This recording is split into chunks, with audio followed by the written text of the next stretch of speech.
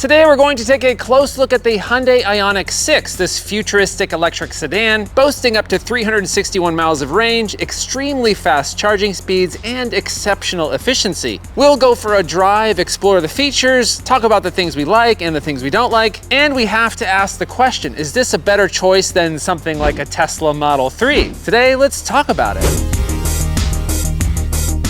Now, I'm a big fan of the Ioniq 5, Hyundai's boxy, future retro electric crossover. And the Ioniq 6 is closely related. Hyundai essentially took the Ioniq 5 platform and transmogrified it into a curvy sedan, improving efficiency in the process while still using the same battery and motors. And I'm actually a bit surprised that Hyundai even built this car, as it seems like sedans are a dying breed. And I'm glad that they built this thing because sedans are actually awesome. And I'm kind of getting sick of all of this crossover madness.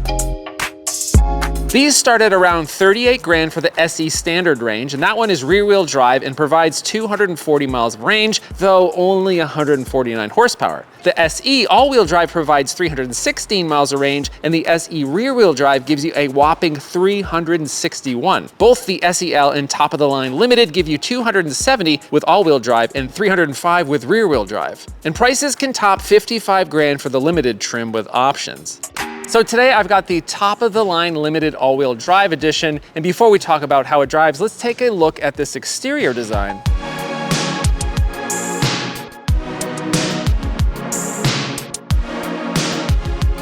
It's got a very rounded and slippery shape to maximize aerodynamics, which in turn maximizes efficiency. And I do have to say, this is a somewhat weird looking car. And I don't really mean that in a bad way. I like weird cars. They definitely took some chances with the design here, and I think maybe the most controversial angle of this car is the droopy rear, especially odd from this rear quarter view. It swoops really far down. It kind of reminds me of the Infiniti J30 from the mid-90s, if you remember that one. It's very busy back here. But I do really dig this spoiler, and this other baby spoiler right down here. Double spoilers all the way. Kind of reminds me of a Merkur XR4 Ti, if anybody even remembers that car. And there are a bunch of future retro design touches that give this exterior a unique character. Little squares and pixels everywhere. On the headlights, on the taillights, on the front end, on the spoiler, on the charging door, on the door handles, on the mirrors. I'm kind of surprised they didn't make these parking sensors square. And it's got a pretty long wheelbase, which should provide a decent amount of interior space, which we'll check out in a bit. So what do you think of these 20-inch wheels? They are a bit busy, but I think they look pretty neat. And back here is the charging door, which opens with a simple press. And there's more pixel design elements here showing the state of charge, which is pretty neat.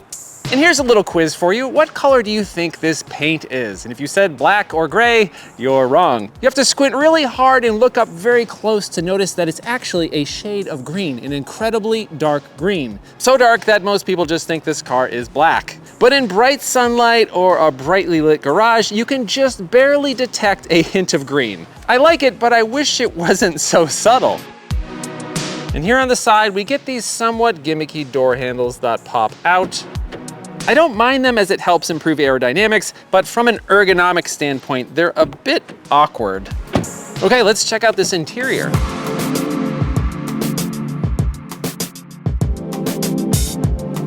So once you're inside here, you're greeted with some super clean lines, thoughtful design touches, unique material choices, and really good build quality. It's got a low dashboard and really good sight lines out the front, and it's deceptively large in here. There's a good amount of space. We've got clean and uncluttered displays and a decent amount of storage space in here. And the really good fit and finish in here kind of makes the Tesla Model 3 look a bit cheap in comparison. One nice touch is that there's an abundance of eco-friendly materials in here. They utilize recycled bottles and fishing nets, among other things. And aside from some hard plastics here and there, the materials are of decent quality. Not over-the-top luxury, but it makes this a nice place to be when you inevitably get stuck in traffic. Though I did sit in the base SE trim at a dealership, and it wasn't as nice as this Limited trim is on the inside. I really dig all the textures, and somehow they all work well together. This is kind of a ridged material right here. This aluminum section with a speaker looks really great. A whole bunch more squares up here, more squares down here by the charging port. And I kind of dig these little shark fins that we got going on either side. It's kind of unusual, but pretty cool. And this right down here kind of looks like hospital wallpaper from the 1970s, but I dig it. So I'm actually a pretty big fan of these seats. They're decently comfortable, they're not too hard. And I've got a lot of headroom in here. Legroom is pretty decent too, and it's got a lot of space for my knees, which I appreciate. They're also heated and ventilated, but somewhat annoyingly, you have to enter a menu on the screen to turn them on and off. Same goes for the heated steering wheel. They're power adjustable on both the driver's side and the passenger side, which I appreciate. And the steering wheel is pretty cool. There's 4 LED pixels on the front instead of the Hyundai logo. And fun fact, H in Morse code is actually 4 dots, which is pretty neat. So we got that instead of the H. And these dots change color depending on the situation. They're kind of blue when you're in drive. They glow red when you go to reverse. And then they briefly change color when selecting the drive modes. Red for sport, green for eco, white for normal, and when you press and hold this for snow, they turn purple. So the gear selector is hidden behind the steering wheel. It's kind of a weird spot for it, but it works pretty well once you get used to it. Turn away from you for drive, towards you for reverse, press for park. I'm kind of glad that it's here and it's not taking up valuable space on this center console. Distracting technology is a huge problem in newer cars, and the Ioniq 6 does a reasonably good job at keeping the tech here from being overly distracting. The gauges behind the steering wheel are uncluttered and easy to read, and there's a couple different selections you can make here to change the view. Okay, let's talk infotainment. The 12.3-inch screen is mounted in a good spot, not too low where you have to take your eyes off the road for a long time to use it, and not too high where it feels like it's blocking your view. And like all Hyundai products, it's laid out well, it's responsive, it's easy to use. Apple CarPlay and Android Auto are here, which is great, but unfortunately, there's no wireless CarPlay, which is a bummer. You have to use a cable. We do have a physical volume knob and a tune control right here, which I really appreciate. Okay, moving on to the HVAC controls, which look really nice, but they're kind of a mixed bag in my opinion. There's no physical buttons here, which isn't my favorite, but in general, it's pretty easy to use. Though I'd rather have knobs and buttons instead of this touch surface. You can't really use this system without taking your eyes off the road. And slightly annoying is having to enter a menu to sync the driver and passenger temps. All right, moving on to the center console. One of my favorite features of this center console is the abundance of space we have down underneath here for your things, your kids' toys, other junk. Got that wireless charger, a couple smallish cup holders. You've got the window controls down here. You've got a tiny little cubby here, and then a sort of smallish center console. There are a couple USB ports in there, more space for your kids' crap. Door pockets aren't huge, but you can fit a small water bottle or a singamajig there, sort of. There we go. And up here, you've also got a decently sized sunroof. All right, let's check out the back seat.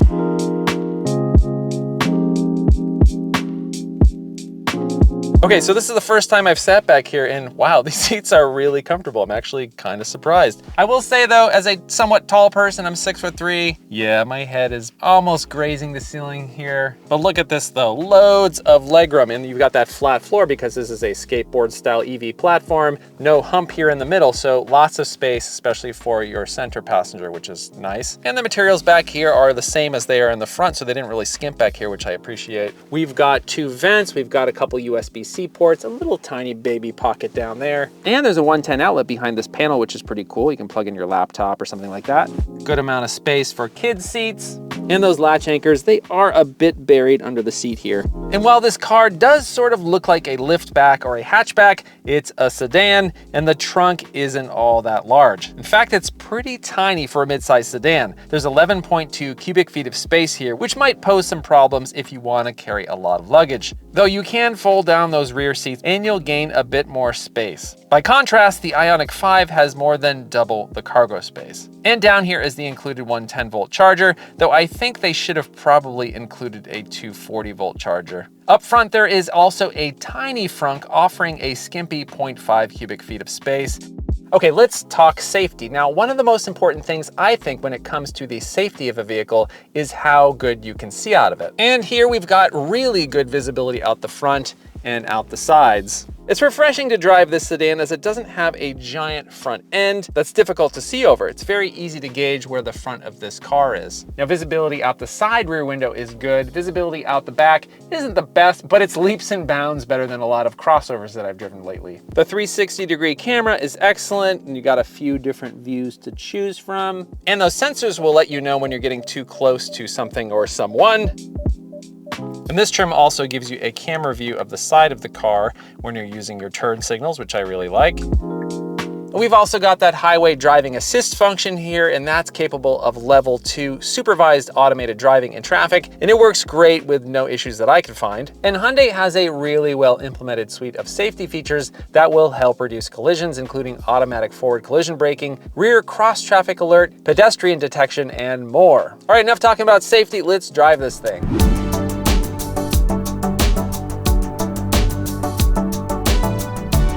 Like a lot of EVs, there isn't exactly a whole lot of personality in terms of how this drives. It just does the job well. It's extremely easy to drive, the ride is smooth, and it's very comfortable. It's just a pleasant place to be. So it's not as sporty or as fun to drive as a Tesla Model 3, but the ride here is less bouncy and more composed. It just feels like a much more sophisticated car. In this all-wheel drive configuration, we've got a 72 kilowatt motor up front, a 165 kilowatt motor out back, paired with a 77.4 kilowatt hour battery. We've got a total of 320 horsepower and a huge 446 pound-feet of torque. Currently stuck behind a dump truck, so I can't exactly test the acceleration just yet. So since we're going so slow, maybe this is a good time to talk about the 3 levels of regenerative braking, which you can set using these paddles behind the steering wheel. You can go from 0 to full regen, which kind of feels like you're driving a golf cart, which is fun. And the car will come to a complete stop when you let off the throttle, which is pretty cool. The only minor annoyance is that it never remembers that full regen setting when you turn the car off. You have to reset it every time. All right, now that we're not stuck behind that dump truck anymore, let's talk about speed. Now, this is not as quick as a blazing fast Tesla Model 3, but this all-wheel drive limited can still get to 60 miles per hour in under 5 seconds. Now, I've done this in a few other videos, but I'm going to do it again. Time for a quick dad rant. So a decade ago, a sub 5-second 0 to 60 time was reserved for supercars, but family sedans with this much capacity for speed might get some people into trouble. Insanely quick acceleration provides the ever-present opportunity to take greater risks at the wheel, leaving less room for error. The instant torque and super quick acceleration of a lot of EVs is very alluring, but we don't need to pretend that we all have race cars when there's no real safe place to accelerate that quickly, aside from getting onto freeway on-ramps. 43,000 people are killed by cars every year in just the US alone. It just seems a little bit irresponsible for car makers to continue to provide insanely quick acceleration in an era when cars are getting heavier and more difficult to see out of, and traffic deaths are on the rise. Okay, dad rant over, let's get going. So if you don't need or want as much speed as this limited all-wheel drive provides, the rear-wheel drive models can get to 60 in just over 7 seconds, which is perfectly reasonable for everyday driving situations. I'm averaging 3.3 miles per kilowatt hour in mixed driving, and that did include a fair amount of freeway driving, and I think that figure is pretty decent. So this limited all-wheel drive model is estimated to get 103 miles per gallon equivalent, saving you $6,000 in fuel costs over 5 years over the average new car, and you'll save even more if you get the higher range trim.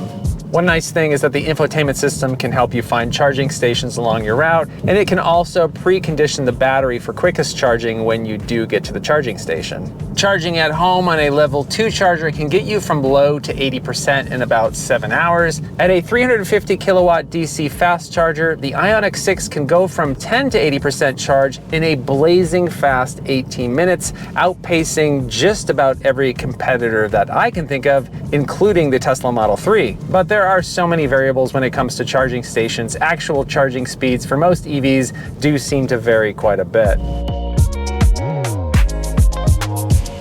All right, so what does this cost you? The SE standard range starts at $38,650 after destination charge, and this limited all-wheel drive trim as tested comes to a hair over 55 grand. If it were me, I'd probably opt for the rear-wheel drive SE, which still gives you a pretty good suite of features, plus that massive 361 miles of range. And if you're open to leasing, there have been some incredibly great lease deals on these. So when it comes down to it, I think a lot of people will want to know how this stacks up to the one sedan that has owned the EV market for years, the Tesla Model 3. The Ioniq 6 is only a touch larger than the Tesla, and the starting prices are pretty similar. While I appreciate the quirkiness of the Ioniq's exterior design, the Model 3 is a slightly less divisive option. The Ioniq interior is a bit more traditional with physical controls for many functions, and of course the Tesla is all screen all the time. That gives you a much cleaner look, but I prefer a bit less reliance on one singular screen, which can be a distraction while driving. The Ioniq gives you Apple CarPlay and Android Auto, not found in the Tesla. The Tesla has more cargo space. The Ioniq has a long-range option that gives you a touch more range than a Tesla,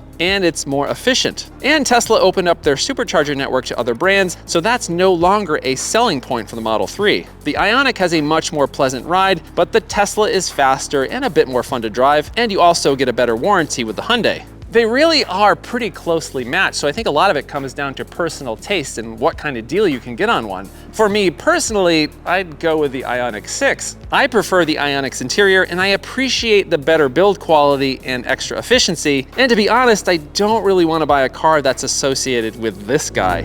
All right, so what do you think of the Hyundai Ioniq 6? Let me know in the comments below. Yeah, the cargo space isn't the best, and you might not love the exterior design, and it's unfortunate that the maximum range configuration is tied to the base trim, but the Ioniq 6 provides exceptional efficiency, very good range, loads of comfort, and there are some really good lease deals on them. It's one of my favorite EVs that I've driven. If you like this video and you want to see more like it, please consider subscribing and hitting that bell icon. If you want to help support the channel, please buy a Hello Road t-shirt at helloroad.tv/shop. Thanks so much for watching. I hope you're well, and I'll see you soon.